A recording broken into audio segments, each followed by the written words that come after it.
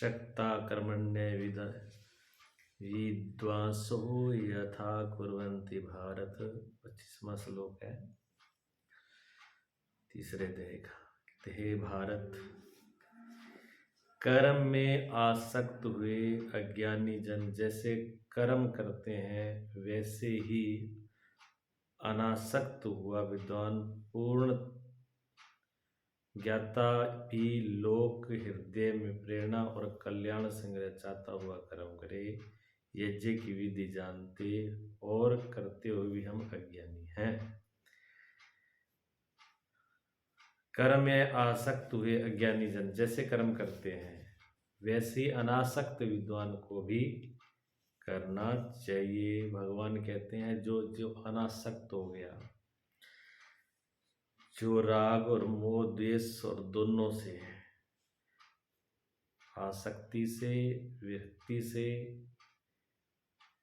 राग से, द्वेष से, अच्छे से बुरे से, दोनों से जो छूट गया हो, जिसका दोनों में ही भाव नहीं रहा हो, वो भी जैसे अज्ञानी कर्म कैसे करता है? अज्ञानी मेरा समझे करता है। किसके लिए? संसार में क्यों भागता है? मैं ये बना लूं, मैं मकान बना लूं, मैं नाम कमा लूं, मैं धन कमा लूं, मैं परिवार को बड़ा कर लूं, सुख सुविधाओं के लिए। किस लिए दौड़ता है? जहाँ तो मैं के लिए, जहाँ मेरे के लिए। जहाँ तो अपने लिए करता है आदमी, जहाँ मेरों के लिए करता है, मेरों की सुविधा हो जाए। माँ बाप सोचता है बेटों के लिए कर जाऊं, ये कर लूं, ये कर लूं, पत्नी के लिए कर लूं, पत्नी सोचती पति के लिए। जहाँ तो मैं के लिए, जहाँ मेरों के लिए। भगवान कहते जिसका मैं मेरा दोनों नहीं रहा। ये तो किसके लिए बताया? अज्ञानी जन जो आसक्त है, जो आसक्त तो हुआ है, जो मैं और मेरों के लिए दौड़ता है। लेकिन जो आसक्त नहीं है, जिसका ना मैं और ना मेरा, ऐसा जो अनासक्त है, वो भी वैसे ही कर्म करे। क्यों करे? क्योंकि वैसे कैसे कर लेगा? तो लोक कल्याण के लिए, लोगों को प्रेरणा देने के लिए, दूसरों के हित के लिए, करुणावश। तो फिर क्या करना पड़ेगा? मतलब तो कुछ भी नहीं है। किस तरह करें? जैसे अभिनय, नाटक में आदमी नाटक करता है, किसी का ही करे नाटक। किसी को राम का रोल मिल गया, किसी को रावण का मिल गया। अब दोनों ही मित्र है, साथ में बैठते हैं। एक को रोल दे दिया राम का, एक का दे दिया रावण का। लेकिन स्टेज पे जाके एक राम की तरह बोलेगा, एक रावण की तरह बोलेगा। और पर्दा जैसे ही खत्म हुआ, दोनों बैठ के साथ चाय पानी पी लेंगे। और जब स्टेज पर होते हैं, तब भी राम का रोल करने वाले को ये कभी नहीं होता कि मैं राम और रावण करता है, तो उसको कभी ये नहीं होता कि मैं रावण हूं। उसको दोनों को ये पता होता है कि हम रोल कर रहे हैं, और रोल जितना बढ़िया हो जाए, जितना अच्छा हो जाए, उतनी शाबाश है।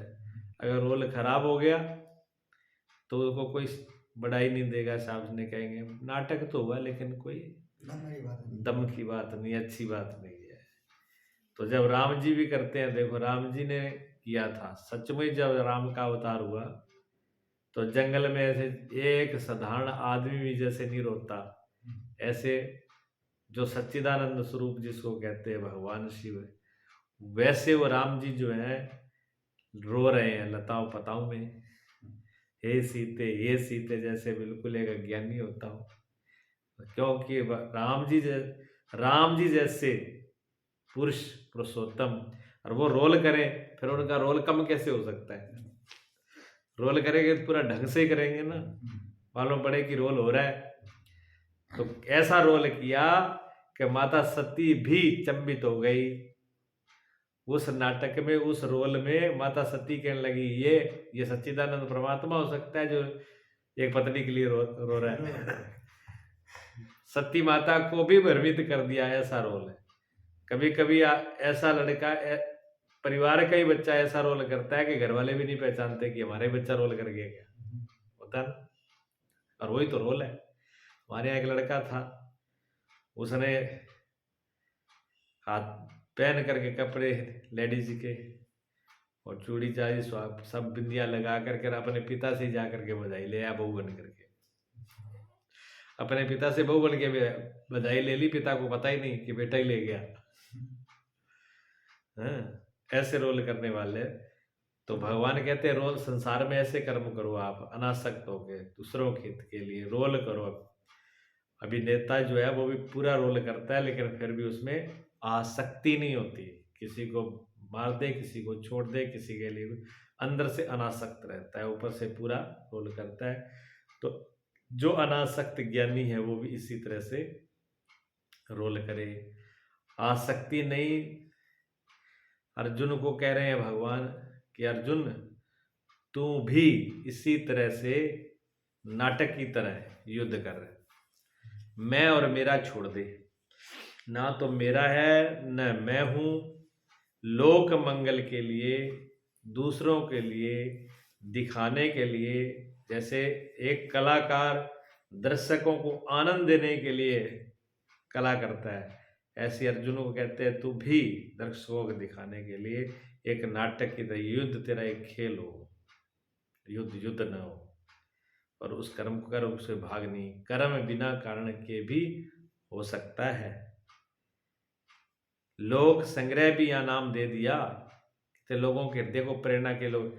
ज्ञानी को तो इतना भी नहीं है, अगर लोक संग्रह भी ना हो तो भी ज्ञानी को कोई डर नहीं है करने में। ज्ञानी तब भी उसको उतने ही तरीके से कर सकता है, बिना किसी कारण, बिना किसी लोभ, बिना किसी वजह से। ये ज्ञानी के लिए भगवान ने कहा है। ज्ञान का अर्थ प्रत्यक्ष जानकारी है। जब तक लेस मात्र भी हम अलग हैं, आराध्य अलग है, तब तक अज्ञान विद्यमान है।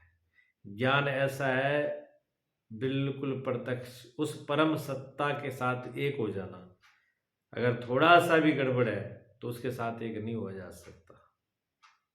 जब तक अज्ञान है तब तक कर्म में आसक्ति रहेगी, और जो कर्मों में आसक्ति है उसका मूल कारण अज्ञान ही है। अज्ञानी जितनी आसक्ति करता है, आसक्ति से आराधना करता है, उसी प्रकार अनासक्त भी, जिसे कर्मों से कोई प्रयोजन नहीं है, अनासक्त है, फिर भी उस कर्म को वो करे। आगे फिर भगवान आगे फिर कहते हैं समय न बुद्धि भेदम जन्येद ज्ञानम कर्म संगीनाम जो सियेत सर्वकर्माणि विद्वान युक्ता समाचरण। ज्ञानी पुरुषों को चाहिए कि कर्मों में आसक्ति वाले अज्ञानियों की बुद्धि में भ्रम पैदा न करे, अर्थात स्वरूप स्पष्ट महापुरुष ध्यान दे कि उनके किसी आचरण से पीछे वालों के मन में कर्म के प्रति अश्रद्धा उत्पन्न न हो। ज्ञानी को चाहिए, भगवान कहते हैं ये ध्यान रखें, जो लोग अज्ञानी हैं उनके हृदय में उत्पात ना हो, उथल पुथल ना हो जाए। ऐसा कर्म न करें कि वो जो अज्ञानी लोग हैं वो समझ नहीं पाए और वो डामाडोल हो जाए, उनके हृदय में उद्वेग पैदा हो और वो भी अपने सतपथ को, पहले तो पथ पे होते ही नहीं है वो, और उल्टे रास्ते को पकड़ लें। तो ज्ञानी के लिए बड़ी समस्या अज्ञानियों के अंदर है। ज्ञानी और अज्ञानी में बड़ी समस्या होती है। कैसे समस्या होती है? ऐसी समस्या होती है जैसे पागलों के अंदर समझदार आदमी को रहना हो। एक समझदार आदमी को पागल के साथ पागल रहे तो कोई समस्या नहीं है, जैसा हो जैसे के साथ तैसा रहो तो कोई दिक्कत नहीं है। और मूर्ख के साथ ज्ञानी को रहना पड़े, पागल के साथ मूर्ख तो फिर भी ठीक है, पागल के साथ ज्ञान समझदार को रहना पड़े, बड़ी समस्या है। क्यों? पागल कुछ का कुछ बोलेगा, वो कुछ बोल रहा है वो कुछ बोलेगा, वो कुछ कहेगा वो कुछ समझेगा, बड़ी झंझट हो जाएगी। ये संसार में जितने भी है ज्ञानी को तो समझ नहीं पाते, और ज्ञानी के लिए, ज्ञानी के दृष्टि में कुछ भी नहीं है। ज्ञानी के दृष्टि में तो संसार की कोई वस्तु सत्य नहीं, कोई वस्तु लुभाने वाली नहीं, कोई कुछ पाने को शेष नहीं है। और अज्ञानी के लिए वो सब कुछ है। तो ज्ञानी को बड़ा उनके साथ में बर्ताव करना मुश्किल पड़ जाता है, कैसे करें। लेकिन भगवान कहते हैं फिर भी उसको इस तरीके से आचरण करे, इस तरीके से रहे कि ज्ञानी, क्योंकि ज्ञानी के पीछे जो दूसरे हैं वो पीछे चलेंगे, वो उनको देख करके चलेंगे। ज्ञानी को रहना तो क्योंकि ज्ञानी अनासक्त है, और ज्ञानियों के वजह से झंझट, जो नहीं जानते उनके साथ बड़ी झंझट होती है। और जिनको ज्ञान हो गया उनके लिए किसी साधन की आवश्यकता नहीं है, किसी विधि की आवश्यकता नहीं है, किसी योग की आवश्यकता नहीं है, वो तो पूर्ण है। और जो नहीं हुए और उन्होंने कहा कि वो तो परिपूर्ण ही है, किसको क्या पाना, जिसने पा लिया वो ऐसे ही कहते नहीं, उनका तो हकीकत है, सत्य अनुभव है। जिसको सत्य का अनुभव हो गया वो तो कहते क्या पाना क्या खोना, जो जो हमेशा से ही मिला हुआ है, और जो मिला ही है उसके लिए क्या प्रयत्न करना, क्या प्रयास करना, क्या साधन करना, क्या उपाय करना।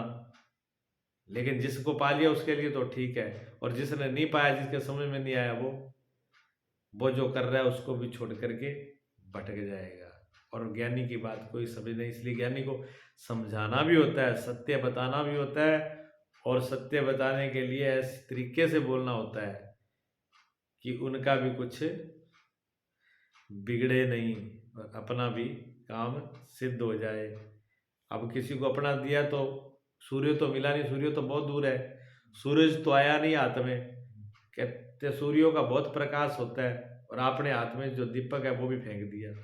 अपने हाथ वाला दीपक भी फेंक दे और सूर्यों के भी दर्शन हो नहीं, उस आदमी की क्या हालत होगी, वो ना इधर का ना उधर का। थोड़ा बहुत अपने पास था जो प्रकाश वो भी उसने बुझा दिया, ठीक है ना। इसलिए ज्ञानी को बड़ा सोच सोच करके चलना होता है। अज्ञानियों के लिए झंझट ज्ञानी में नहीं, ज्ञानी तो छूटा ही हुआ है, लेकिन उससे पीछे उनको देख करके जो अज्ञानी हैं वो और भटक सकते हैं, उनके लिए भगवान ये बोल रहे हैं। ऐसा होता है, योग साधना में होता है। गुरु जी बताया करते थे, कहते जब अंदर की मस्ती आती है तो साधक बहुत कुछ छोड़ देता है। सिद्ध पुरुष की छोड़ो, जब साधक साधन करते हैं, जब उसकी तरफ चलते हैं तो इतनी मस्ती आती है कि वार की बहुत सी क्रिया, नियम मर्यादा भी साधक छोड़ देते हैं।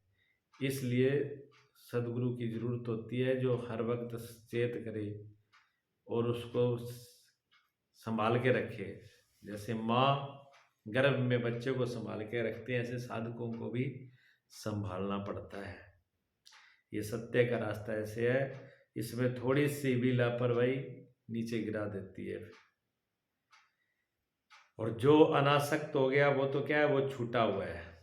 कैसे छूटा हुआ है, जैसे पेड़ से पका हुआ पत्ता या पका हुआ फल, अब पका हुआ फल है वो तो अपने आप नीचे टपक जाता है, और टहनी में कोई दिक्कत नहीं होती, ऐसा नहीं होता। और जब कच्चे फल को तोड़ते हैं तो पका हुआ फल तो खाने के काम भी आता है, कच्चा हुआ फल जब तोड़ लेते हैं, एक तो जहाँ से तोड़ते हैं उस टहनी के अंदर भी पानी आता है, वो घाव बन जाता है, स्थान रह जाता है, वहाँ पर उसका जल भी निकलता है, देखा होगा आपने। और पका हुआ फल उतर जाए वहाँ कोई घाव नहीं बनता, कच्चे फल में घाव भी बनता है, और वो कच्चा फल फिर किसी खाने के का योग्य नहीं होता, किसी काम का नहीं, बेकार हो, सड़ जाओगे, क्या करोगे, उसका कोई काम नहीं होता। इसी प्रकार जो संसार में कच्चे हैं अभी, उनको अगर तोड़ दिया जाए, हटा दिया जाए तो भटक जाएंगे, वो किसी काम के नहीं होंगे। वो जो पका है वो तो छूटा ही है। तो भगवान कहते इस बात का भी ध्यान रखें कि अश्रद्धा उत्पन्न न हो जाए। इसलिए महापुरुष गुरुओं को देखा होगा, अब गुरु जी जब थे तो चाहे उनको कुछ भी जरूरत नहीं थी, लेकिन फिर भी पूरी मर्यादा का ध्यान भी रखते थे, और रात को जगते थे, रात को बैठते थे। रात को साधुओं को कहते हैं जिसको भजन करना हो, परमात्मा को की तरफ जाना हो, उसको जब सब लोग सो जाए, बिल्कुल शांत वातावरण हो जाए, सब लोग सो जाएं, तब भी वो उठ करके अपने कार्य में लग जाएं। तो अपने भजन पूजा साधन करें, वो छोड़े नहीं। तब भी उनको आगे क्या कहते हैं भगवान, 27वां श्लोक है, प्राकृते क्रियमाणानि गुणहि कर्मणि सर्वसा अहंकार विमूढ़ात्मा कर्तामीति मन्यते। आरंभ से पूर्ति पर्यंत कर्म प्रकृति के गुणों द्वारा किए जाते हैं, फिर भी अहंकार से विवश मूढ़ पुरुष मैं करता हूँ ऐसा मान लेता है। ये कैसा माना जाए कि आराधना प्रकृति के गुणों द्वारा होती है? ऐसा किसने देखा है? किसको कहते हैं? बड़ी बात है।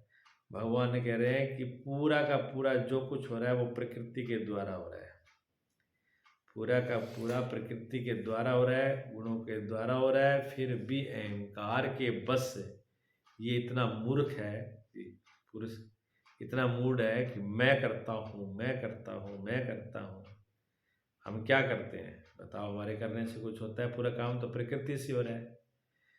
जिसे हम कहते हैं कि मैं चुनाव करता हूँ, मैं चुनता हूँ, क्या मैंने ये चुनाव किया है, मैंने इस फल का चुनाव किया है, मुझे ये फल पसंद है। लेकिन वो फल पसंद क्यों है? कि उसके फल के साथ आपकी प्रकृति मिलती है। मुझे ये रंग पसंद है, कोई कहता है मुझे हरा रंग पसंद है, कोई कहता है मुझे लाल, कोई कहता है मुझे वाइट, कोई कहता है पीला। तो ये रंग, जो रंग हम पसंद कर रहे हैं वो रंग हम पसंद नहीं कर रहे, वो हमारे संस्कार, हमारी प्रकृति उसके साथ में तालमेल खा रही है, उस फल के साथ, उस रंग के साथ, उस व्यक्ति के साथ। ऐसे आदमी को पसंद करे, आदमी स्त्री पुरुष को पसंद करे, वो भी एक प्रकृति, अंदर के संस्कार, अंदर से हमारी प्रकृति का चुनाव पहले से हो रहा है, वो सब प्रकृति से हो रहा है, और उसमें हम अपने आप को मैं के रूप में खड़ा कर लेते हैं। जो हमें प्रिय सुखद लगती है वो प्रकृति के साथ हमारी तालमेल है। जो भी हमें प्रिय लग रही है, सुखद लग रही है, अच्छी लग रही है, वो सब हमारी प्रकृति के साथ, हमारे शरीर के साथ उसकी सेटिंग है। खाना पीना, ओढ़ना चलना, प्रकृति, जल वायु, सब चीज़ जैसा आदमी चाहता है वो प्रकृति के साथ उसको तालमेल बैठ जाती है। जब उसके साथ तालमेल बैठ जाती है तो वो कहता है ये तो मेरा पसंद है। ऐसा होता है ना। शरीर के जैसा आदमी शरीर पर सोए, जो व्यक्ति बेड पर सोता है और बेड के हिसाब से उसका शरीर सेट है, तो वो जब बेड पे सोता है वो कहता है मेरे को बेड पे सोना पसंद है। उसको ये पता नहीं तेरा शरीर पहले ही उस जैसे ही बना हुआ है। किसी को चाहे किसी अलग नरम चीज़ पे, किसी पे ठोस पे। अब मुझे ज़मीन पे नीचे जगह ऐसे सोता हूँ मैं, मुझे पसंद है। एक बार मैं चला गया अबोर चला गया, गर्मी का टाइम था, उन्होंने कूलर लगा दिया और गद्दा, बढ़िया गद्दा, वो तो बढ़िया लोग थे, बढ़िया थे, उनके सब सुख सुविधाएं थी, उन्होंने पूरी व्यवस्था की, अच्छा कूलर लगाया और गद्दा इतना मोटा था वो। अब हम उस जब बैठे रहे तो कोई बात नहीं, जब वो सो गए, अब सोए तो हम तो पूरे उस गद्दे के अंदर चले जाए। अब गर्मी का टाइम ना, इधर से हवा ना लगे, इधर से मेरे तो सांस बंद हो जाए। मैंने कहा पूरी रात इसमें पूरी रात कैसे निकलेगी? यहाँ कूलर पंखा कुछ काम नहीं कर रहा है, गद्दे के अंदर ही घुस जाता हूँ और करवट लेता हूँ तो भाई उसमें ज़्यादा दिक्कत है, वो उसी के अंदर ही चला जाए, क्योंकि इतना वो नरम था और वो बहुत ऊंचाई में था। फिर हमने क्या किया, मैंने क्या करें, हमने लगाया कुंडी अंदर से बंद। मैं कहे सब लोग देखेंगे तो उनको अच्छा नहीं लगेगा, उनको अच्छा नहीं लगेगा। तो मैंने कुंडी करी बंद और बेड की चादर उतारी, फर्श पर लगाए, सो गए। फर्श पे लगा कर सो गए, आराम से नींद आई। सुबह उठे 4 बजे से पहले, चादर उनकी बिछाई, नहाए धोए। कभी उनको बताया नहीं है हम कैसे सोए, क्या सोए।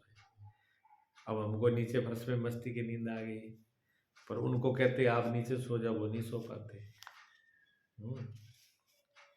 ये होता है। तो ये क्या था, ये तालमेल हमारी प्रकृति के साथ था। और जन्म मरण हार जीत सब प्रकृति से मिल है।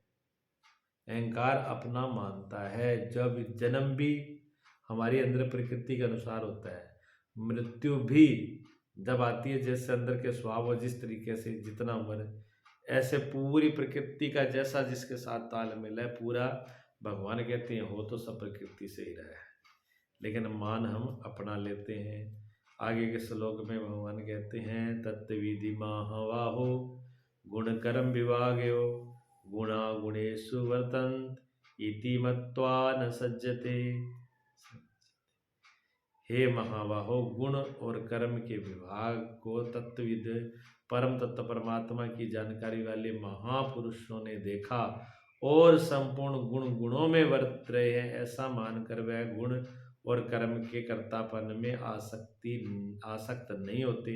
जो महापुरुष हैं, जो समझदार हैं, वो जानते हैं कि गुण गुणों में वर्त रहे हैं, ये प्रकृति के द्वारा हो रहा है, ये परमात्मा के द्वारा। मैं कौन हूँ? सब कुछ करता तो वो है, सब कुछ करता वो है, मैं करने वाला कौन हूँ?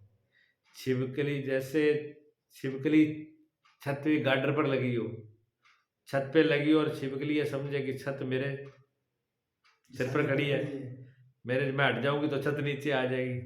बस आदमी की हालत यही है अज्ञान में, कि अगर मैं हट गया तो ये सब मेरे ऊपर आ गिरने वाला है। आदमी का अहंकार ऐसा ही सोचता है कि मैं ही सब कुछ करने वाला हूँ केंद्र में, जबकि सब कुछ करने वाले परमात्मा हैं। इस बात को कौन जानता है? ज्ञानी।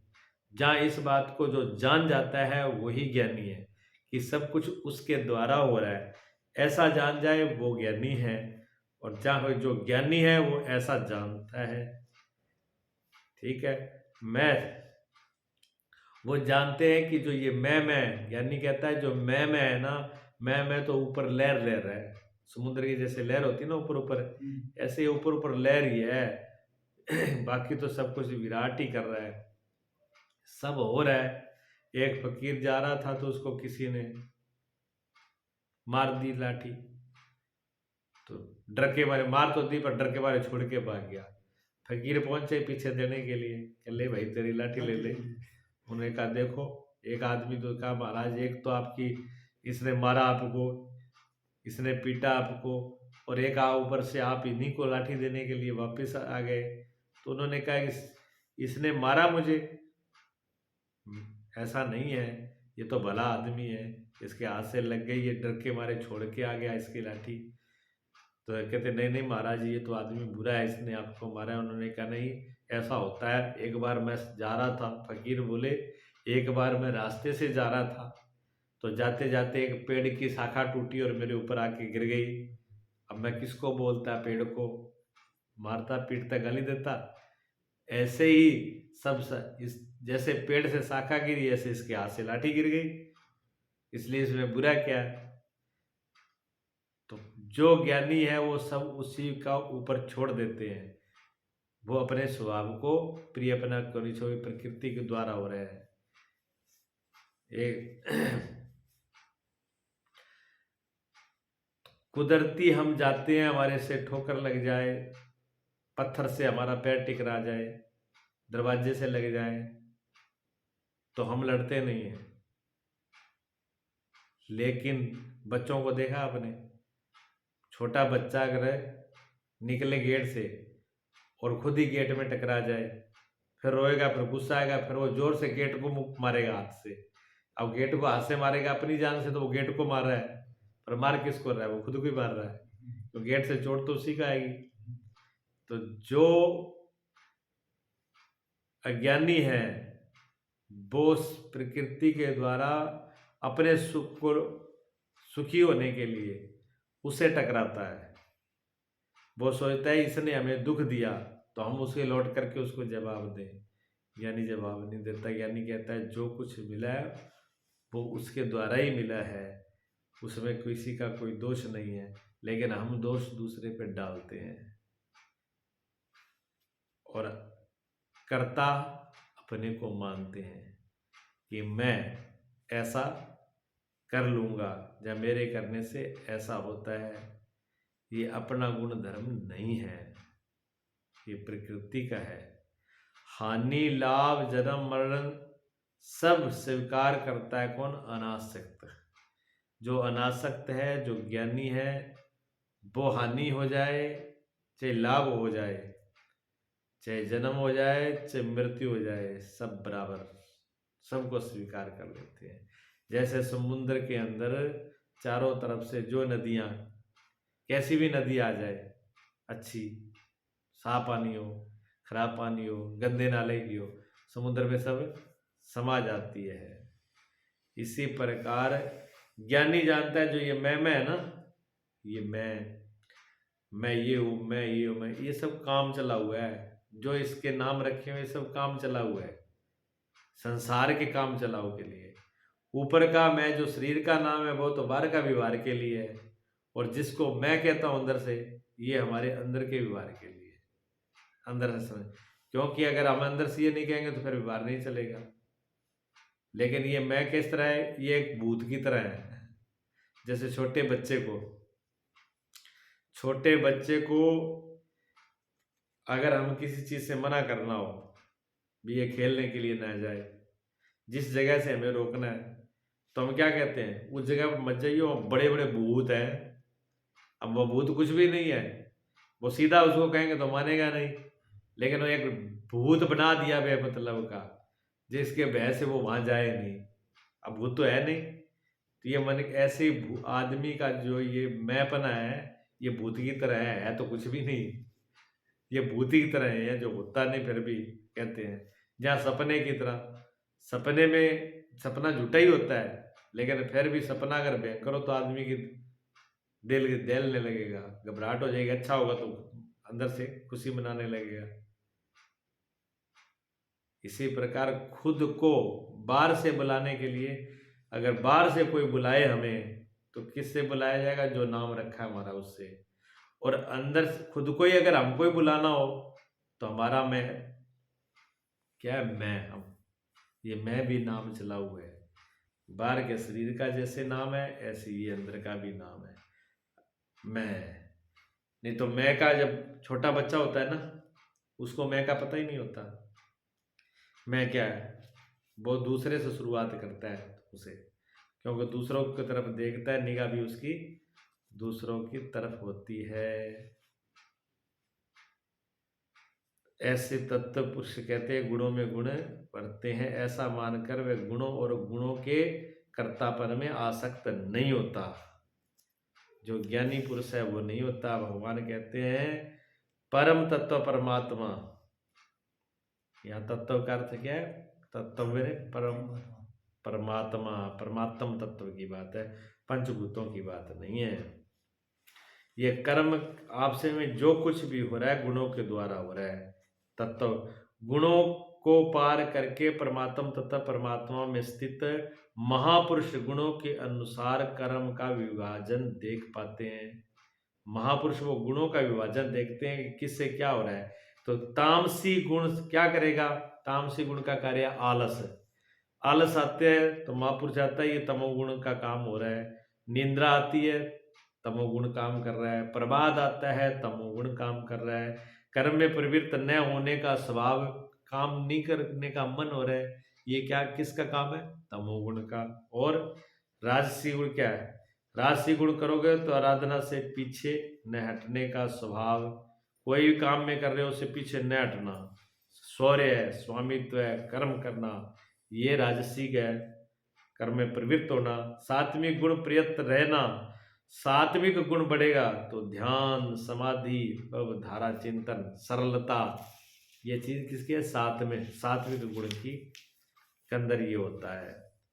तो गुण परिवर्तनशील है, और प्रत्यक्षदर्शी ज्ञानी ही देख पाता है कि गुणों को, ये सब जो कुछ हो रहा है प्रकृति में गुणों से हो रहा है, अरे गुणों में परिवर्तन हो रहा है, वो देखने वाला अनासक्त है।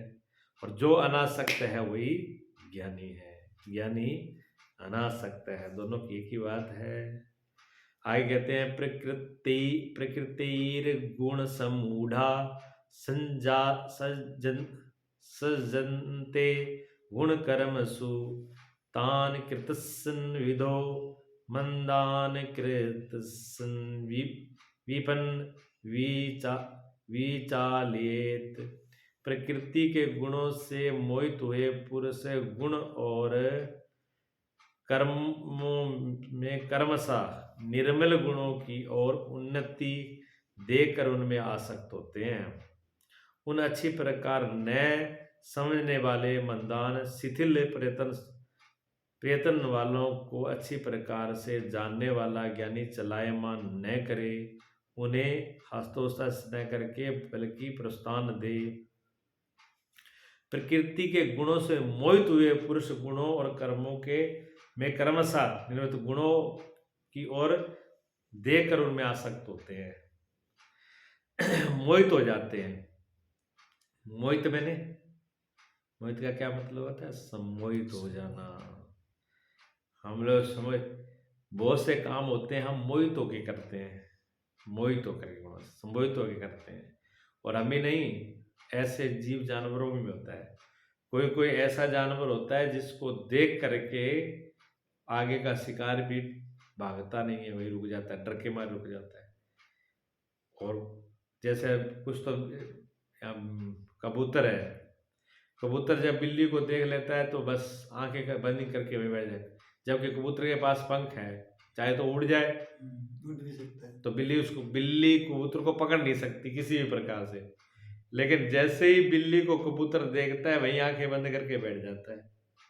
अब वो उसे सम्मोहित हो गया, जैसे उस पर सम्मोहन कर दिया हो किसी ने, किसी को आमंत्रित कर दिया हो ऊपर से भी, तुम यहाँ से हिलोगे नहीं, आदेश कर दिया हो, ऐसे हो जाता है। जबकि वो चाहे तो उठ जाए। ऐसे कहते हैं, अजगर के बारे में बताया करते हैं कि अजगर तो ऐसा है कि अपने शिकार को ऐसे दूर से खींच ले, शिकारी अपने आप ही उसके तरफ खींच के चला आता है। ये क्या है? सम्मोहित हो जाना जैसा। इसलिए पशु कहते हैं। पशु क्यों कहते हैं? पशु कहते हैं बंधे हुए को। मनुष्य पशु जैसा हो गया, मनुष्य पशु जैसा हो गया। क्यों गया? मनुष्य बंध गया इसमें, स्वभाव में, मोह में, स्वभाव में, गुणों में, कर्मों में बंध गया है। ये तो बंधा हुआ है, तो ये बिना चाहे भी जो नहीं काम करना चाहिए, बिना चाहे खिंच जाता है, बिना चाहे उधर चला जाता है। ऐसा इसका स्वभाव बन गया, सम्मोहित हो गया संसार में।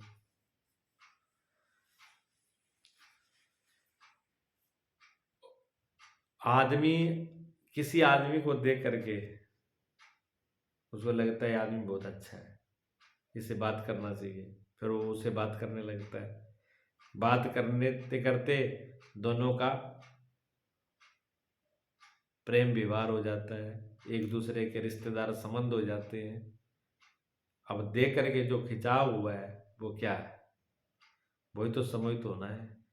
फूल को देखा, पेड़ को देखा, पशु को देखा और खिंचाव हो गया, ये मोहित होना है। प्रकृति द्वारा डाला गया मोह है, ये प्रकृति द्वारा डाला गया मोह है। जन्मों जन्मों से ऐसा होता आया है और जन्मों जन्मों से ऐसा संस्कार रहा है। किसका? इस जीव का। जन्मों जन्मों से ऐसा संस्कार रहा है, उस संस्कारों के अनुसार ही वो उधर खिंचता है। जो भी रंग रूप किसी को भी देखे, पशु को देखे, पेड़ को, फूल को, सबको किसी से देख करके मोहित हो जाना और किसी को देख करके डर जाना, ये दोनों ये संस्कार है जन्म जन्म के। और ये हमारे अंदर जैसा हमारा संस्कार बन गया। यहाँ पर वो है सूर्यराज, एक दिन वो कहने लगा मेरे से कि गुरुजी मैं किसी से नहीं डरता, मुझे किसी से भी डर लगता, पर मुझे चूहे से बड़ा डर लगता है। बताओ। किसी से डर लगता और चूहे से, शेर से। मैंने कहा शेर से कहना, शेर से भी डर लगता, चूहे से लगता है। अब उसको चूहे, मन के अंदर संस्कार भय बैठ गया ना चूहे का। हाँ, तो वो जो अंदर बैठा हुआ संस्कार, वो भय पैदा कर, अंदर बैठा हुआ संस्कार ही आकर्षित करता है, वो भी हमको जोड़ता है, एक दूर करता है। ऐसे बड़े बड़े योद्धाओं के बारे में भी सुनते हैं कि वो भी जो किसी से ना डरे वो उससे डर जाए। संस्कार की बात थी। भीष्म पितामह देख लो, भीष्म पितामह का ये प्रण था कि भीष्म पितामह के कोई हथियार नीचे डलवा नहीं सकता था। लेकिन उनका प्रण था कि जब मेरे सामने स्त्री आ जाएगी तो मैं हथियार नहीं उठाऊंगा। ये उनकी कमजोरी थी खुद की, ये उनके संस्कार थे। तो सकंडी जब सामने आए तो सकंडी औरों के लिए पुरुष थे, उनके लिए वो स्त्री थी, क्यों पीछे के जन्म के संस्कार थे, उनके लिए वो स्त्री थी, उन्होंने हथियार डाल दिए। तो अर्जुन वैसे कितना बलवान है, कितनी ताकत है अर्जुन में, उसको कोई हरा नहीं सकता, किसी से भी वो लेकिन जहां पर उनको ये लगा कि मेरे सामने खड़े हैं, अब जो मेरापन है उनको मोहित कर दिया, मुंह में डाल दिया, मेरेपन ने मुंह में डाल दिया, मोहित कर दिया। तो अब इतना बड़े बलवान होते हुए भी हाथ से धनुष बाण के युद्ध करना तो दूर है, धनुष और बाण भी हाथ से गिर रहा है, ऐसी हालत है। तो बड़े से बड़ा योद्धा इसमें मोहित हो रहा है। ये संसार ऐसा है, इस संसार के अंदर कोई बचता नहीं है, बड़े से बड़े बह जाते हैं, मोहित हो जाते हैं। भगवान कहते हैं फिर क्या करना चाहिए, ये प्रकृति इतनी बड़ी है, ये इस इतनी बड़ी ताकत है, तो फिर करना क्या चाहिए, उपाय क्या है। मयि सर्वाणि कर्माणि संन्यस्याध्यात्म चेतसः अध्यात्म चेतसः निराशीर्निर्ममो भूत्वा युधिष्व विगत ज्वरा। इसलिए अर्जुन तो अध्यात्म चेतसा अंतर आत्मा में चित्त का निरोध करके ध्यानस्थ होकर संपूर्ण कर्मों को मुझ में अर्पण करके आशा से रहित और ममता से रहित, संताप से रहित होकर के युद्ध कर। जब चित्त ध्यान में स्थित लेस मात्र भी कहीं आशा नहीं है, उस कर्म में ममता नहीं है, असफलता और संताप नहीं है, वह पुरुष कौन सा युद्ध करेगा बताइए। भगवान कहते हैं अध्यात्म चेतसा अंतरात्मा चित्त होकर के, तुम दोनों तरफ से छोड़ करके न तर्क पे जाओ, न दिमाग लगाओ, कला में नफ्ती में, अंतर आत्मा में चित्त का निरोध करके अपना चित्त जो है अपने अंदर कैसे ध्यानस्थ हो करके आप ध्यान करो, ध्यानस्थ हो, अंदर हो और संपूर्ण कर्मों को मुझ में अर्पण करके आसक्ति और ममता से रहित हो करके फिर युद्ध कर।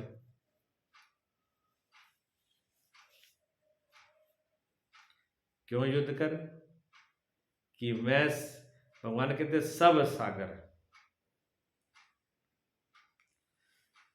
जैसे सभी का सब नदियां एक सागर में समा जाती हैं, क्योंकि सब जितने बूंद है, जितना जल है वो सागर ही है। इसी प्रकार पूरा जो मैं, भगवान जिसको मैं कहते हैं वो सब सागर में समर्पित कर दे। बूंद अपने आप को सागर में समर्पित कर दे, अपने मैं पने को परमात्मा रूपी सागर में, सागर कौन है, परमात्म तत्व है, परमात्म तत्व में तुम सब सौंप करके फिर युद्ध कर। इस मैं को अलग बचा के मत रख, अगर ये जब तक मैं अलग रहेगी तब तक ये बीमारी रहेगी। कौन सी बीमारी रहेगी, बुखार। कौन सा बुखार है, काम क्रोध लोभ। जब काम आता है तो गुस्सा आ जाता है, बुखार आता है तो शरीर तपने लगता है, गर्म हो जाता है शरीर, और क्रोध में भी गर्म हो जाता है, आंखें लाल हो जाती हैं, मुंह चेहरा लाल हो जाता है, हृदय में भी गर्मी आ जाती है। कितनी भी ठंड हो फिर भी उसको जोश आ जाएगा, सर्दी भाग जाएगी, और इतनी ताकत आ जाती है कि बड़े से बड़े पत्थर को भी उठा ले। और काम में आदमी इतना अंधा हो जाता है, वो जैसे किसी को बुखार हो जाए और बुखार में खाना पीना भी टेस्ट बदल जाता है, ऐसे उसको कामुक आदमी का भी संसार में टेस्ट रह जाता है, परमात्मा की तरफ से उसका टेस्ट हट जाता है। और जितने भी ये दोष है काम क्रोध में, जैसे बीमारी आती है ना, तो हमारी बीमारी हमारे रोग हमारे शरीर को क्षीण करता है, हमारी आयु को क्षीण करता है। इसी प्रकार काम क्रोध भी थोड़ी देर के लिए आए तब भी हमारी आयु को, हमारी प्राण शक्ति को, हमारी ऊर्जा को क्षीण कर देते हैं।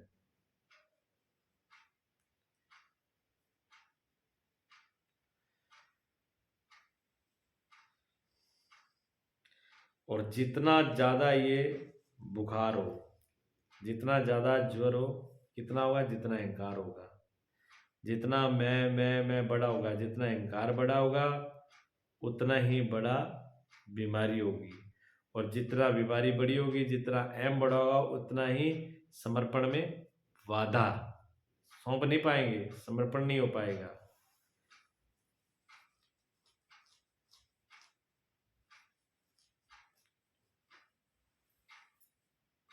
हमारा शरीर, हम क्या सोच रहे हैं? हम ये सोचते हैं कि हमारा पूरा शरीर, पूरे शरीर की क्रियाएं, पूरे काम को हम चला रहे हैं। मैं को बड़ा करते हैं ना, मैं ये कर रहा हूँ, मैं ये कर रहा हूँ।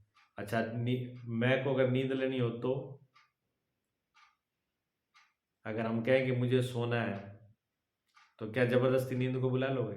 नहीं बुला सकते। नींद भी अपनी मर्जी से आती है, वो भी हमारी गुलाम नहीं है, वो भी हमारे बस की नहीं है। धृतराष्ट्र को नींद नहीं आती, रात को लेट घूमते रहते हैं।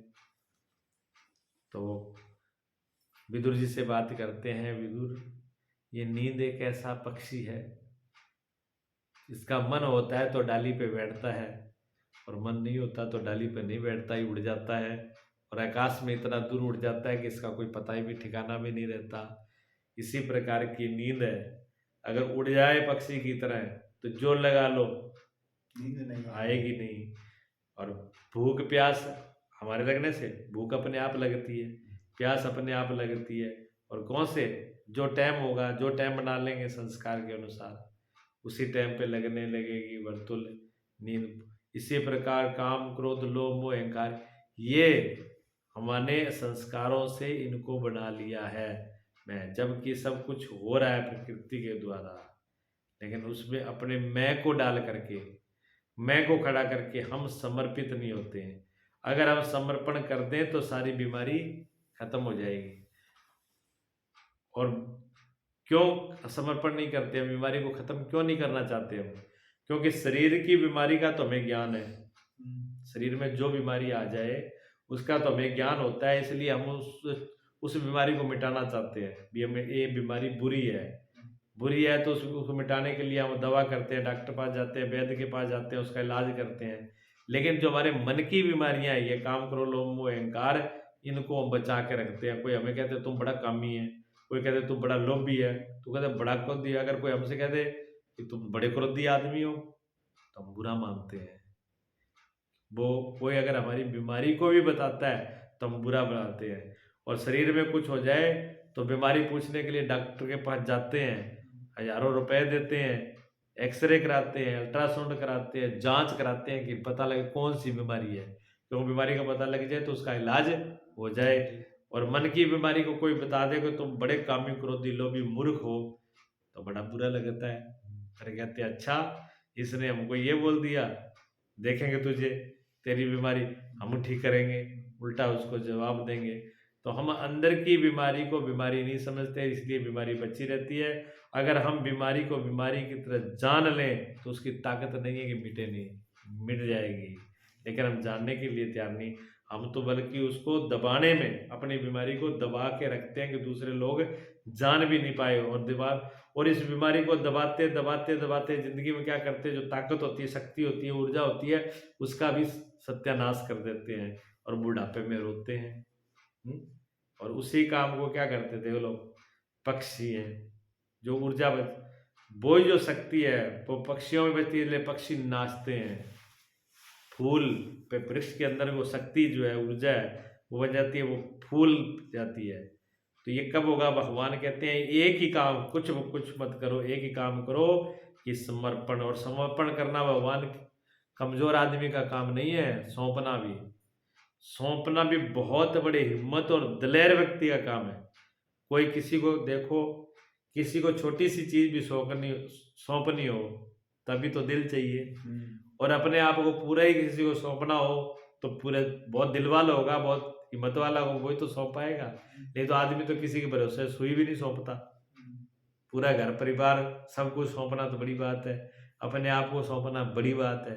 ये तो हिम्मतवरों का काम है, योद्धाओं का काम है, शूरवीरों का काम है। समर्पण कमजोर और भिखारियों का काम नहीं है। भगवान कहते हैं अर्जुन को, तुम भी शूरवीर हो, योद्धा हो, क्षत्रिय हो, अर्पण कर दीजिए, समर्पण कर दीजिए और फिर तुम युद्ध करो। और किसको छोड़ दो? ममता को, संताप को, दुख को, पीड़ा को, आशा को छोड़ दो। तब आप सब प्रकार से, और ये तो बाहर के युद्ध की बात है, अंदर के युद्ध है। जब सब ओर से चित्त को समेट कर हृदय में, देश में निरोध होता जा रहा है, तो वह लड़ेगा किससे? किससे? वहाँ कौन है वास्तव में? जब आप ध्यान में प्रवेश करोगे तभी युद्ध का सही स्वरूप खड़ा होगा। जब व्यक्ति ध्यान करता है, जब व्यक्ति ध्यान करने बैठता है ना, तो जैसे ही ध्यान करेगा तो क्या क्या खड़े हो जाएंगे? कभी लोभ आएगा, कभी मोह आएगा, कभी काम आएगा, कभी क्रोध आएगा, कभी कुछ दिखाई देगा, कभी कुछ देगा। बैठे बैठे कोई अंदर अनेक हृदय में वृत्तियां खड़ी हो जाती हैं। उन वृत्तियों को से अगर हम लड़े, अपने आप की ताकत पे उन वृत्तियों से लड़े, तो हम निश्चित रूप से हारेंगे। हमें कोई जीतने वाला नहीं है। लेकिन उस वृत्तियों को पूरा का पूरा परमात्मा पे सौंप, तुम जानो, तुम्हारा काम जानो। फिर काम आए, क्रोध आए, लोभ आए, कोई किसी की ताकत नहीं है कि वो जीत ले। कोई नहीं जीत पाएगा। फिर उस परम सत्ता के समर्पण करने के बाद में ये सब विदा हो जाते हैं, सब हार जाते हैं। ठीक है, आज इतने।